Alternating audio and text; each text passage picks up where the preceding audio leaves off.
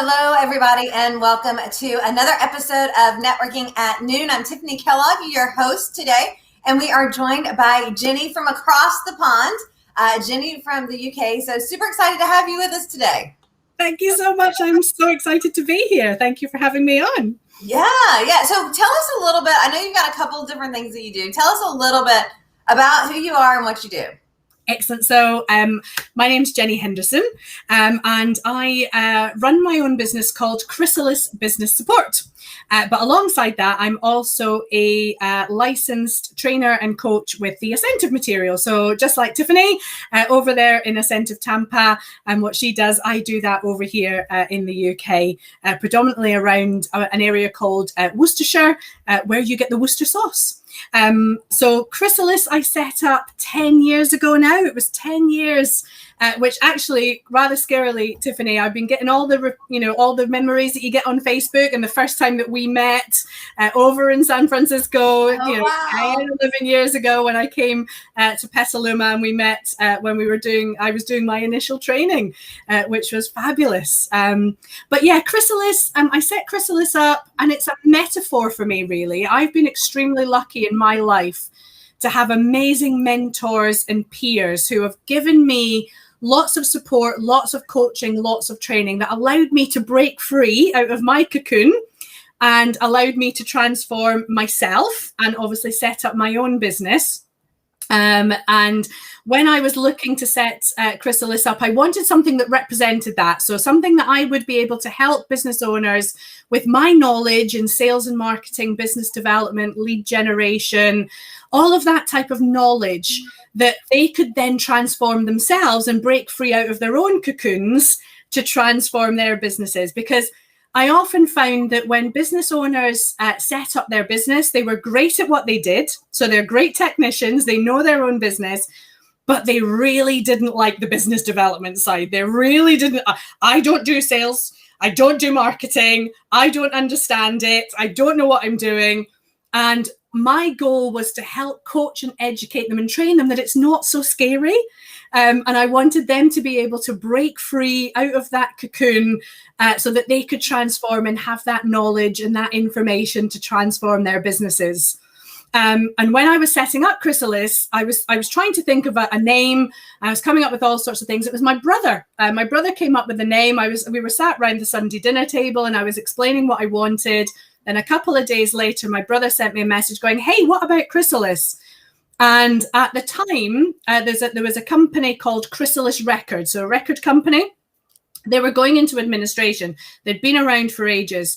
And Chrysalis Records had Blondie. I don't know if you guys ever remember Blondie. She was a UK Blondie in the 70s and 80s. She was the one that the men adored.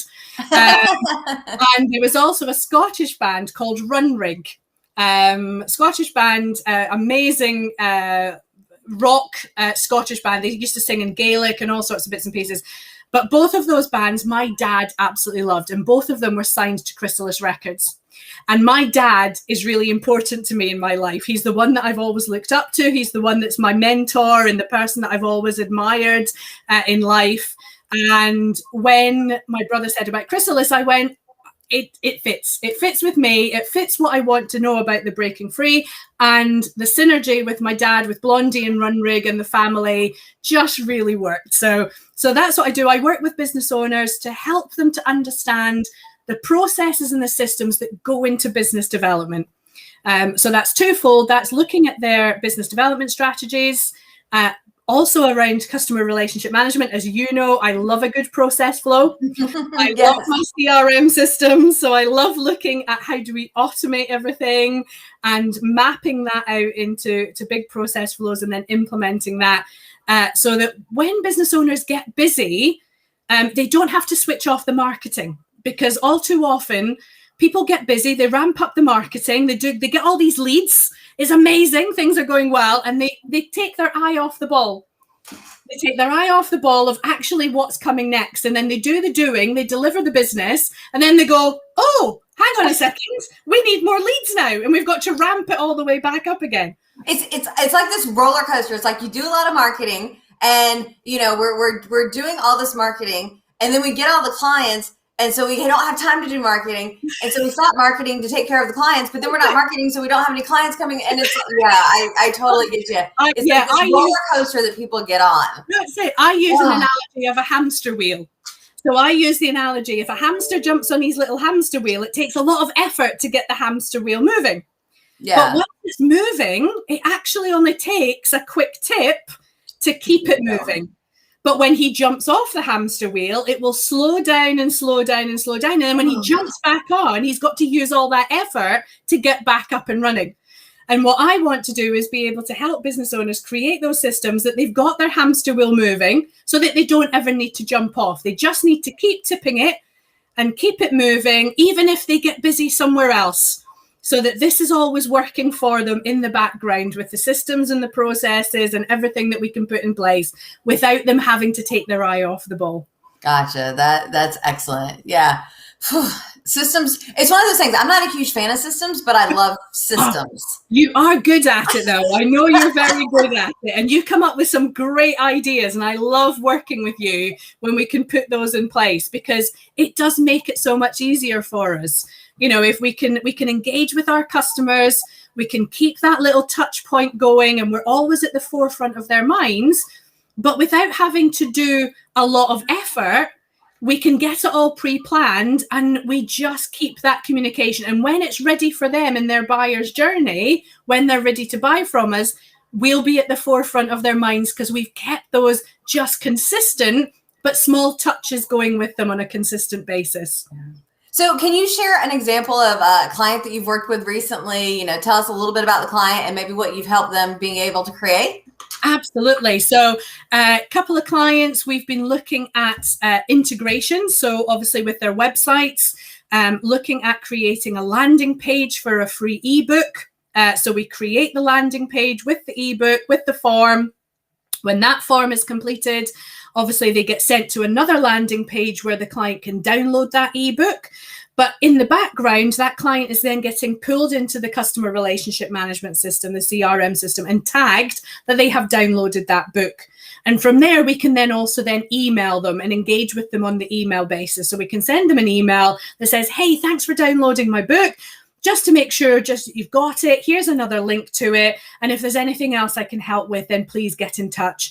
And obviously we can then start engaging with them and putting them into more of our regular cycles of email.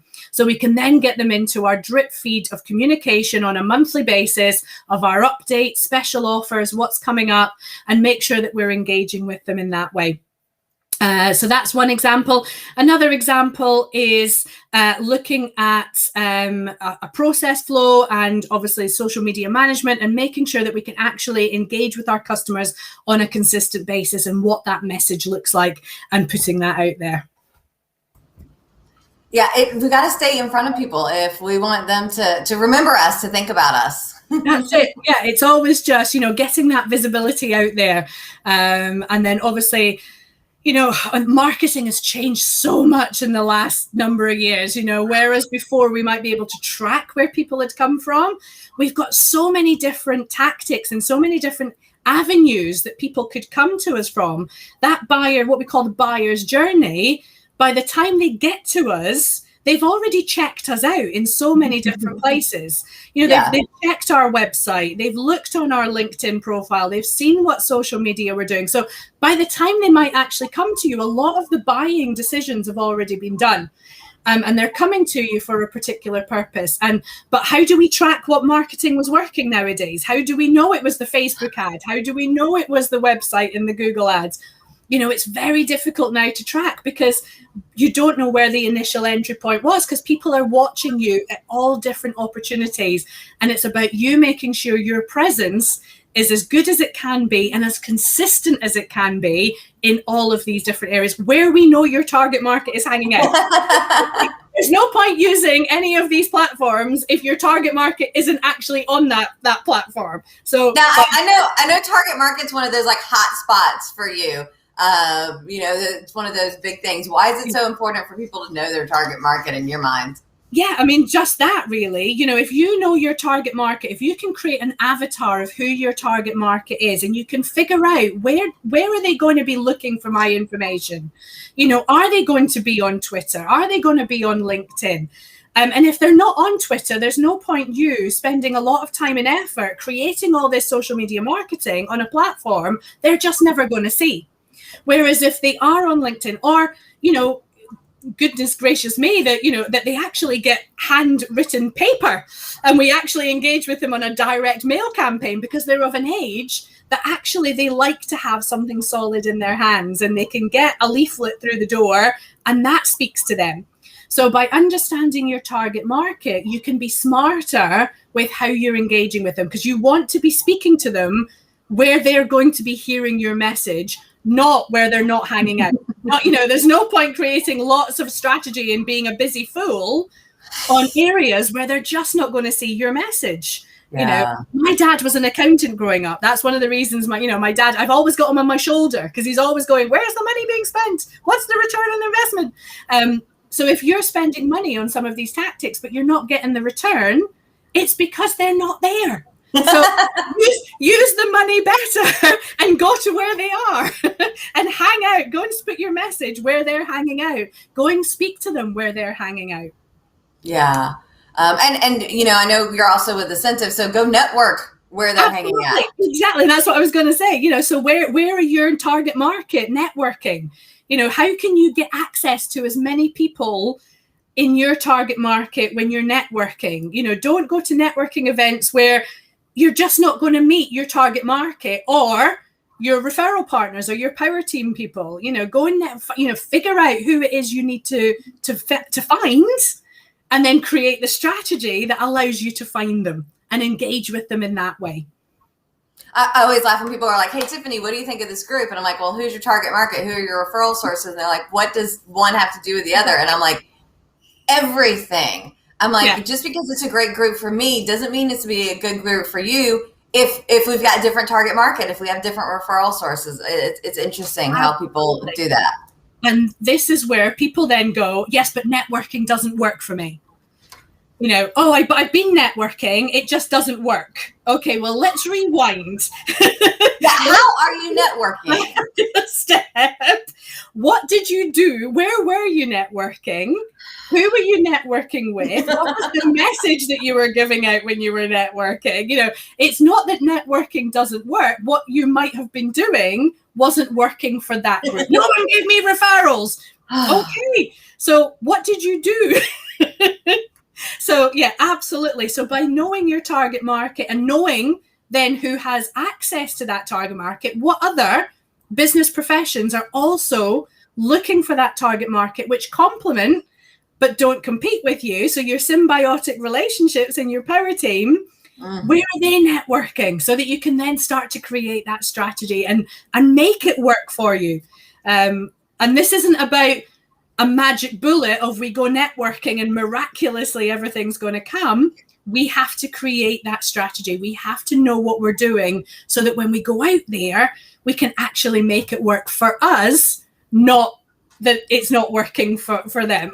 Yeah, it's interesting. I was talking to somebody the other day, and they're like, hey, this networking group's not working for me. I'm like, well, who are your top referral sources inside the group? And they're like, huh? Like, I go to the meetings, I'm in the group. I'm like, yeah, but you got to have the relationship. Just being a member of a group doesn't get you referrals. And we're kind of getting onto this. And I know you've got kind of a hot spot, or, it's kind of an annoyance when it comes to, because I think a lot of people use referral marketing and networking interchangeably. And to me, they're totally not. So can you tell me what you feel the difference is and how we really have to make some success with it? Sure, absolutely. Yeah. So a lot of people will say, I speak to them and I say, okay, tell me about what your word of mouth and your referral marketing strategy is, because it is a strategy. And they say to me, well, I go networking. I'm in these 4 different networking groups and I've got lots of people and I've got all these people around me, and that's my strategy. And I'm like, okay, let's think about what it is that you do when you're there, because actually the networking is your activity. You need to take that step back and say, okay, what is my strategy? exactly like we've just been discussing. Who's my target market? What type of business do I want to be providing? And actually, how do I then go and deliver that and get the people from my networking events to help me find that potential target market? Because we don't go networking to find the clients. We go networking to go through the room to help find those clients. And it's about making sure that what we do when we get in there is actually done as part of a strategy, not just I'm just going to turn up and see what happens because I understand networking as being a strategy. It's actually the activity that you are doing to implement the strategy that you've created in the background. And that will then obviously save you time, save you money, and get you to the right clients. Because if you've done the pre-work and you know where you're going, you can then choose the right networking groups, which will find you the right people, which will get you the right customers, which will get you the results, which is actually what we want at the end of the day. And we're using our networking and the people around us as the activity and the tactic to get us there. Not that's my strategy. I'm just a member of 3 or 4 different networking groups and I go everywhere. Well, I call those like the professional networkers, but they're not getting anything from it. You can network all the time, but you gotta. I've been to this breakfast networking, then I've gone to this lunch. Oh, and I'm going out this evening, and they turn up, and there's they chat. Great, but what are you actually then getting, and how are you tracking it? How do you know which networking is working for you, so that you can analyze that back? And it's everything to do with marketing, whether it's referral marketing, your social media marketing, your email marketing, everything you should be checking. And obviously each month, what worked, what didn't work, what do I need to tweak, what do I need to come back to, what do I need to make better? If it's working, brilliant, keep doing it and make it better. If it's not working, stop, analyze it, check it, and either don't do it or make it better and make it work for you. And that's what I found when I first was introduced to the material that we teach under Asentiv. I was blown away. I mean, I've worked in business development since I left university, but no one had taught me there was a strategy behind referrals. And I turned up for my ever first workshop, sat it as a client, and sat there just like, oh, no one's taught me this. Yeah. No one teaches at any level of business development, apart from us at Asentiv, which is a godsend, how to actually then create that strategy. And that's what really excited me about the Asentiv material and got me interested. And I wanted to get involved then to be able to take that out to more people. Because if more people understand it, then more people can actually start implementing it and getting the results that they deserve to make their businesses better. Yeah, I see so many people. You mentioned earlier they're the technicians, but they're not. And I mean, I have a marketing degree, but they didn't teach us networking and referrals when I was in college. I mean, I think I remember going back to I had my books because I'm a nerd and I kept a lot of my textbooks, and I like went in and I'm like, here's a paragraph on referrals. Yeah, the entire text. And so they don't talk about it, and it's one of the things that I love about Asentiv. I did the program first back in 2006, I believe. Tom Fleming was facilitating it. And I was just like, it blew my mind away. Absolutely. There was a better way to do this networking thing because I didn't know how to do networking or referral marketing. I got into business in 2003, and then I got into BNI in 2005. Nowadays, BNI has a ton of information on networking. Back then, they had 3 books and a CD. Like that was like there was no for those of you that are BNI members watching it now, there's like BNI Business Builders, which has a massive amount of content, and the podcast and all of this stuff. Back then it was like I think it was Business by Referral, World's Best Known Marketing Secret, and maybe It's in the Cards. And Tom Fleming had the CD, Who Can Patch Your Business All Day Every Day, and that was it. That's it. Yeah.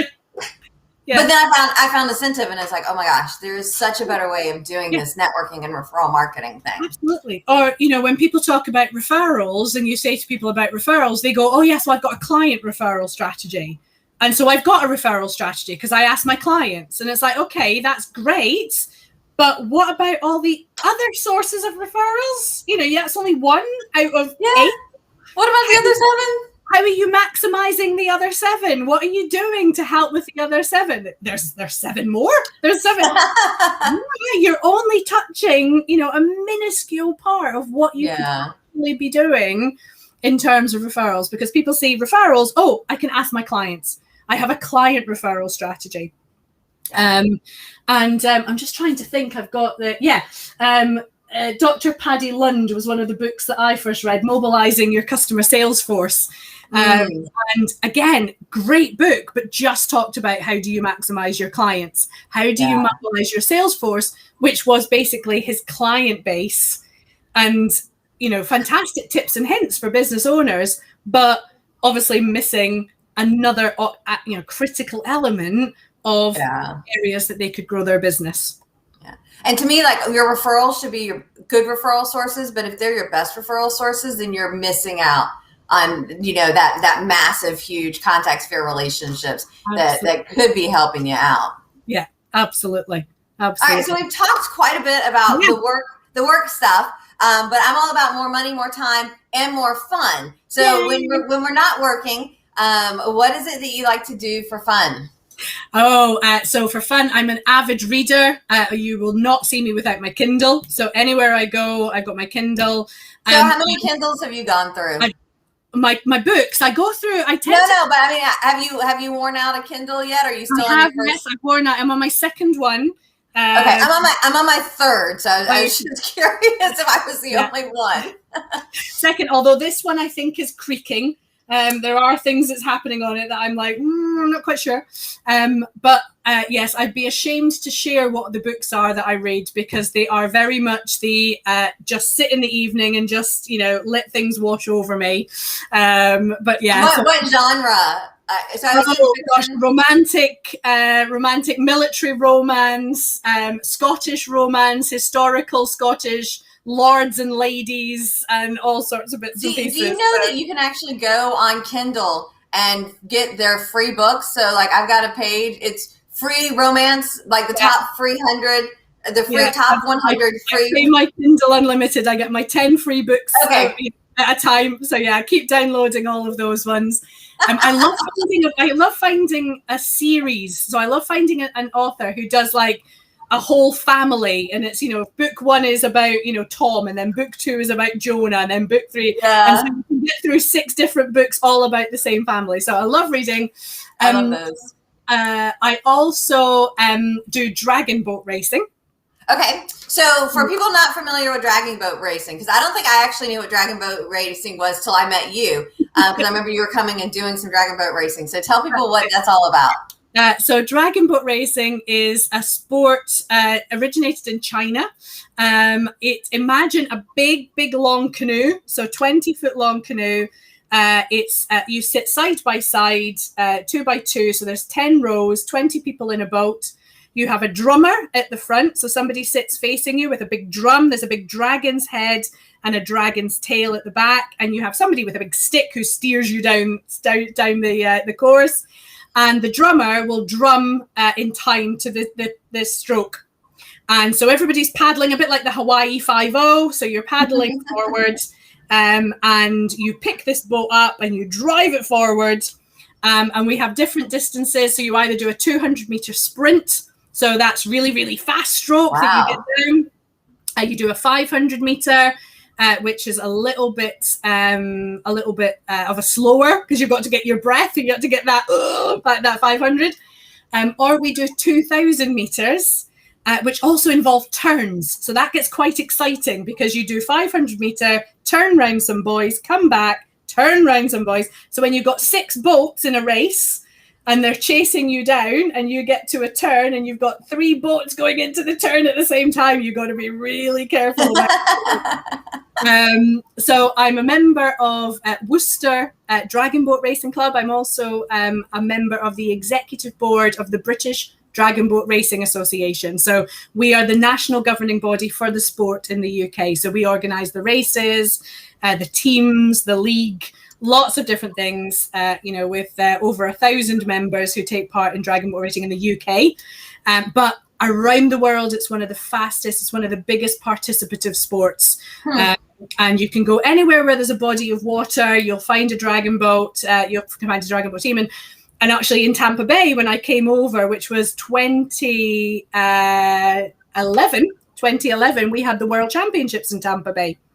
So we had teams from all over the world, over 3,500 competitors from different countries taking place in the International Dragon Boat Federation World Championships. And then we also have the European Dragon Boat Federation. So we have either an international or a European competition every other year. But now, are y'all still doing a lot? Is dragon boat racing happening right now or not yet? We had our first race meet in 2 years last week.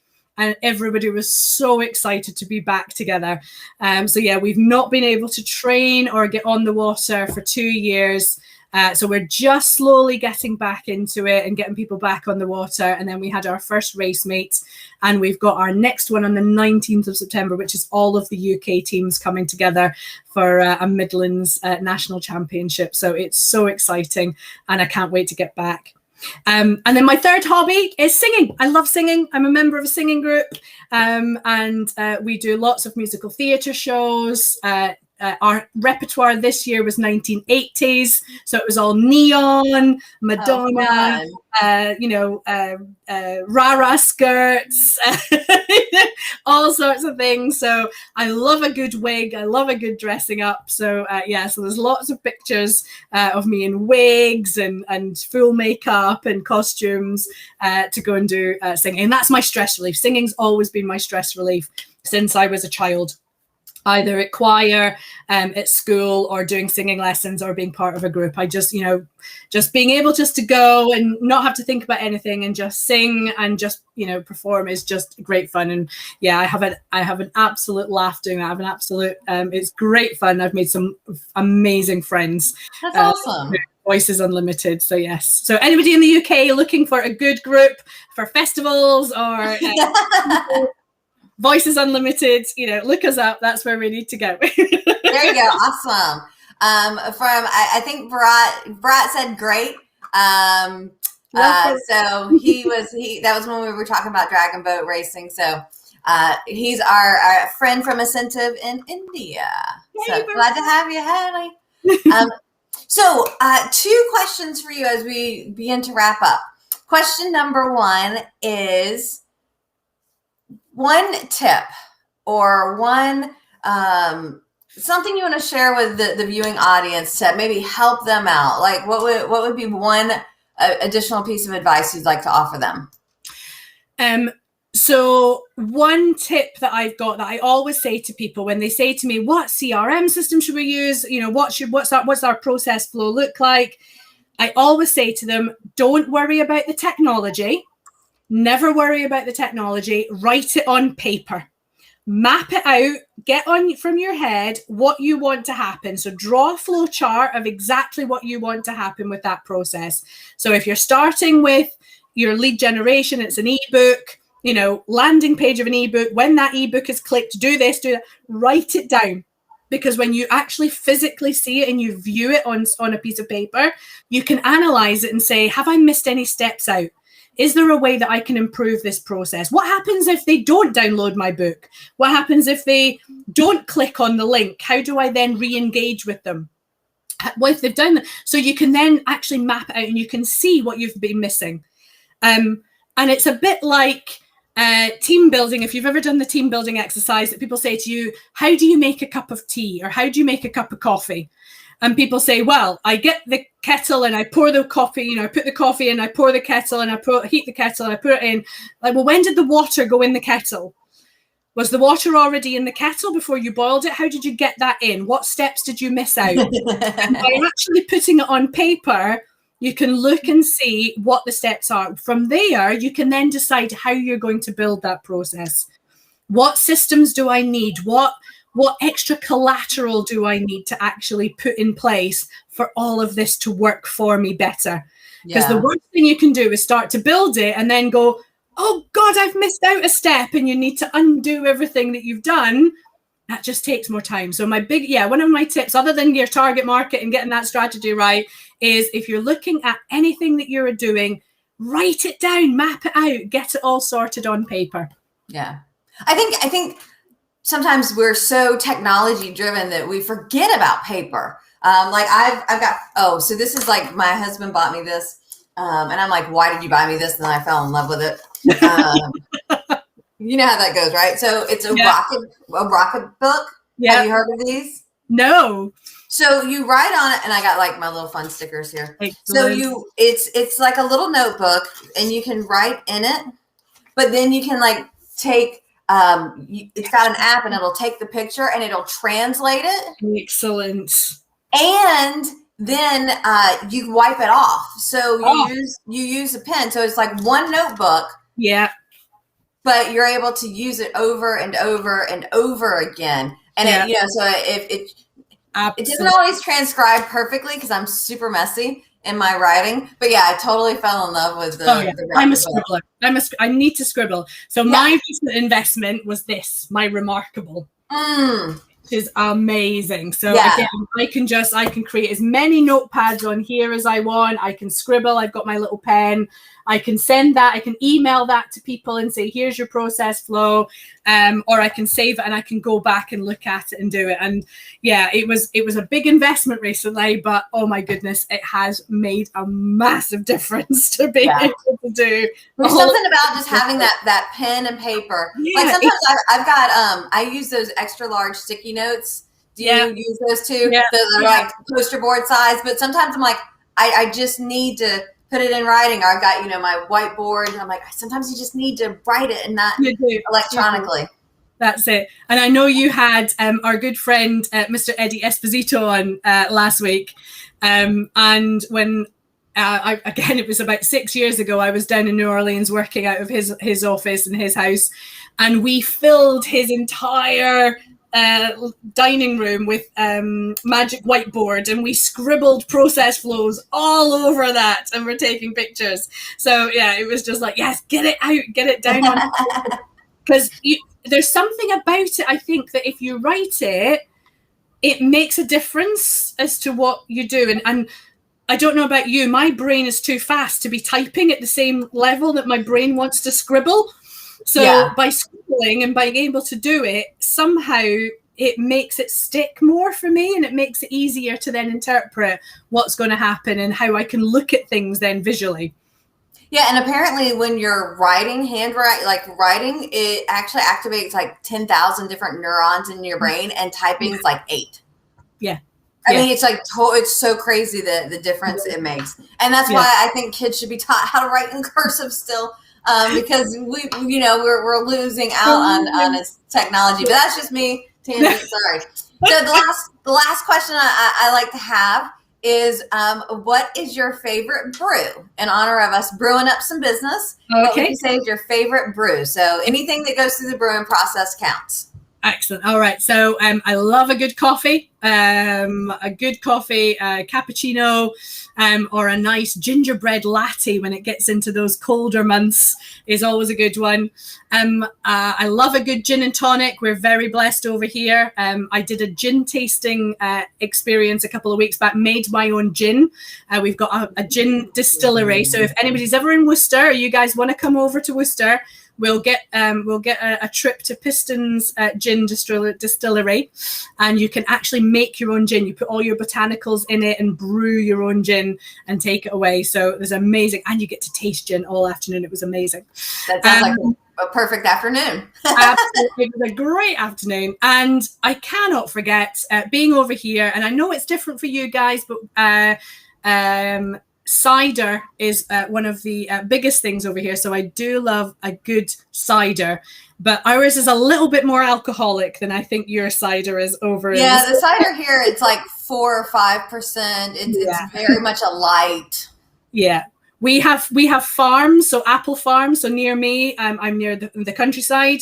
There's actually farms where we've got apples and pear farms. Worcester is known as the city of the 3 pears. So we've got the pear cider and apple cider, and we've actually got farms that will brew up the cider. You can take an old milk carton and get proper cloudy cider straight from the farm, take it back, and it's amazing. You've got to get home first before you try it, because it can be quite strong. Make sure you drive home first and then enjoy it at home. So, Jenny, if people are looking to connect with you, to find you, what's the best way for people to do that? Excellent. So LinkedIn under Jenny Henderson. Obviously, connect with me there. Business is Chrysalis Business Support. The website is chrysalis-support. So always happy to have information there. And obviously, that would be the best way. Be happy to connect with anybody that hears us today. Excellent, excellent. Well, thank you so very much for being here with us, Jenny. Thanks everybody for being here watching this, whether you were live or watching it after the fact. And we look forward to seeing you next week for another episode of Networking at Noon.